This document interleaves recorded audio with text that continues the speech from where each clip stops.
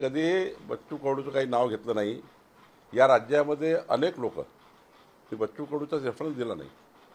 मी सांगितलं की या राज्यामध्ये पश्चिम महाराष्ट्रातले काही लोक जे आमच्या विधिमंडळात आहे, अनेक लोक वेगळ्या पद्धतीने नौटंकी करून राहिले। त्यांनी आपल्या सरकारच्या काळात काही केलं नाही। म्हणजे नौटंकी आंदोलन जे या महाराष्ट्रात चालू आहे याचा अर्थ ते बच्चू कडूसाठी थोडी आहे। अनेक आंदोलन चालू आहे रोज, आणि सभागृहाच्या बाहेर बसून आंदोलन केलं आहे का कितीतरी आमदारांनी। जे सभागृहात मांडायला पाहिजे ते न मांडता विरोधी पक्षाचे लोक सभागृहाच्या बाहेर त्या ठिकाणी फलक घेऊन बसलेले होते।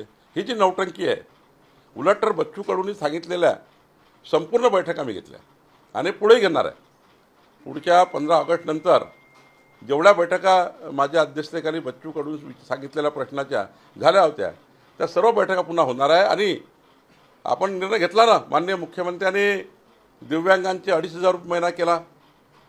कर्ज माफ करण्याकरता त्यांनी शेतकऱ्याचं कर्ज माफ करण्याकरता एक उच्चस्तरीय समिती गठीत केली। हे बच्चू कडूंनी जे जे त्या ठिकाणी सरकारला सुचवलं, सरकार त्यावर काम करतं आहे। आणि माझ्या कालच्या बोलण्याचं संपूर्ण तात्पर्य या महाराष्ट्रातल्या होत असलेल्या नौटंकीबाज आंदोलनाच्या बद्दलचं होतं, हे महत्त्वाचं आहे।